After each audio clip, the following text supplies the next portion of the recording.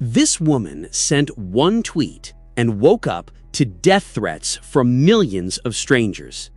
She had 170 followers. By the time she landed, she was the most hated person on the internet. December 20th, 2013.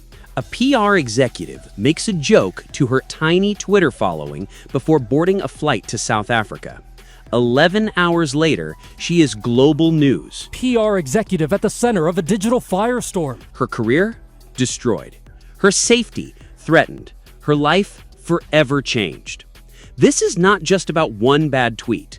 This is about the moment the internet learned it could destroy anyone in real time. Imagine you are Justine Sacco. You are 30 years old, living in New York, working as a senior director of corporate communications at a major media company. But here is what most people do not know. You were born in South Africa. You grew up there. You understand the country's complexities in ways most Americans never will. Your Twitter account? It's basically your personal diary.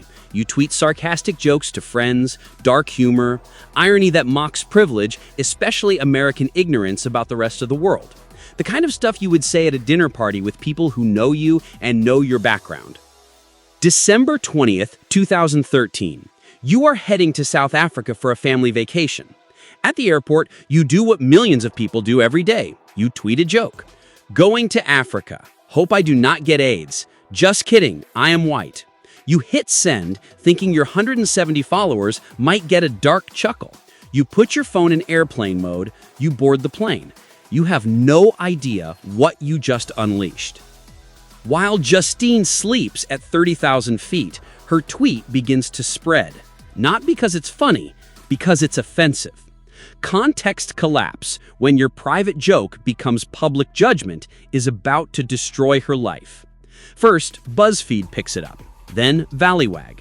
Within hours, journalists are sharing it across platforms. The fear of being called out drives people to share it faster, proving they're on the right side of the moment. The irony? She was mocking American privilege and ignorance, but on the internet, intent dies in transmission. Sarcasm becomes sincerity.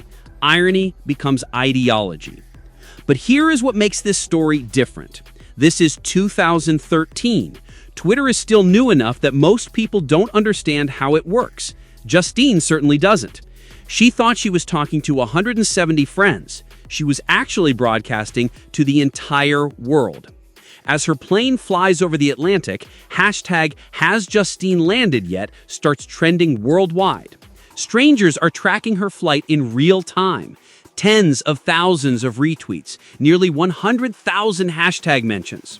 But here's where internet activism gets creative. Someone buys JustineSacco.com and redirects it to AIDS charity donation pages. If you're outraged, do something productive. Fake Twitter accounts in her name start appearing. People are impersonating her, saying even worse things. The real Justine Sacco is asleep, while fake Justine Saccos make it worse. A BuzzFeed writer tweets, "This is about to get very interesting." A Gawker editor says, "I'm about to destroy someone's life." Tribalism kicks in. People who have never heard of Justine Sacco are choosing sides. Team "She deserves this" versus Team "This has gone too far." But Team 2 is much, much smaller. The validation drive is intense. Everyone wants to be on the right side of this moment. Retweeting her joke with outrage becomes a way to prove you're a good person. Meanwhile, Justine is eating airplane peanuts, completely unaware that she is about to become the main character in the internet's first real-time public execution. By hour 6 of her flight, major news outlets are writing articles. CNN, BBC, The New York Times. A stupid joke from someone with 170 followers is now international news. The story writes itself. Privileged white woman makes racist joke about AIDS in Africa. It is perfect outrage fuel. Simple enough for a headline, offensive enough to go viral. But here is where it gets weird. People start digging into her life. They find her LinkedIn, her Facebook, photos of her family, her home address. Strangers are calling her workplace. Fire her or we boycott. The company starts panicking.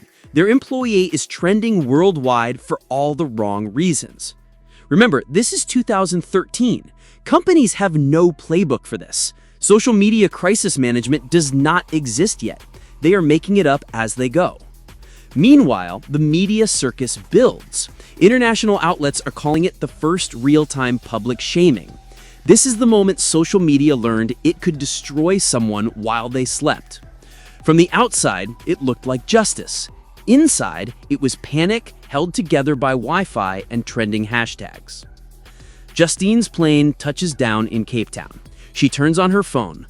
11,000 new notifications. Her Twitter mentions are a nightmare. Death threats, rape threats, people posting her address. She opens Google, types her own name. Racist Twitter user, PR disaster, most hated woman on the internet, career over. While she was offline for 11 hours, the world decided who she was, and she had no say in it. Her phone rings. It is her boss. You are fired. The tweet that was meant for 170 people just cost her everything. The firing does not stop the mob. It feeds it. But something interesting happens next.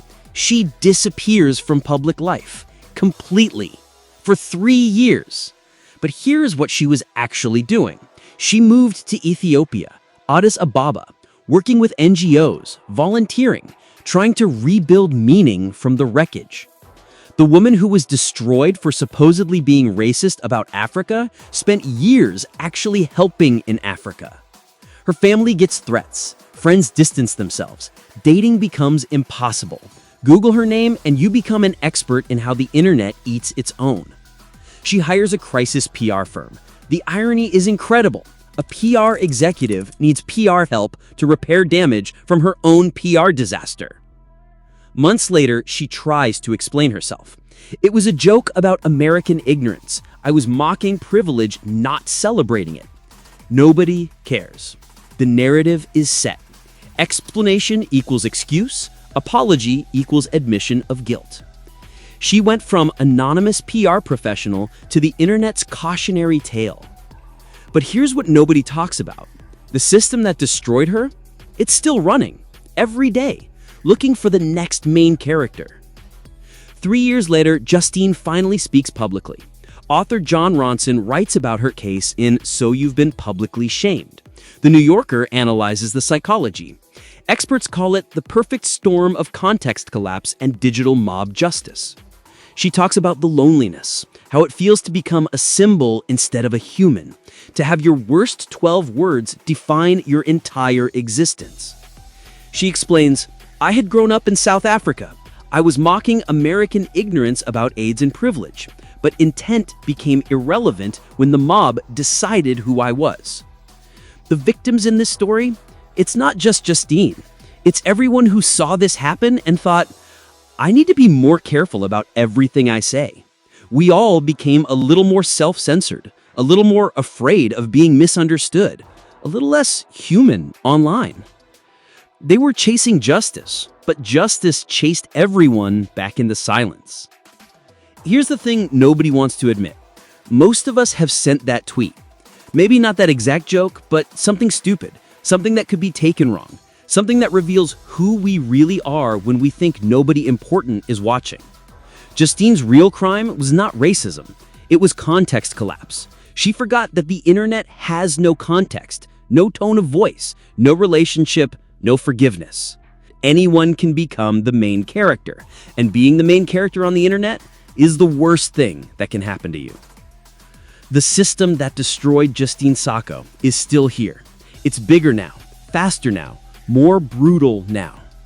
In the end, they were not punishing racism. They were performing virtue. And the performance, it never ends. The next time you're about to hit send, remember Justine. She was being sarcastic about privilege. She was mocking ignorance, not celebrating it. She was talking to friends. The internet heard enemies. Have you ever sent something that could be misunderstood? Comment below.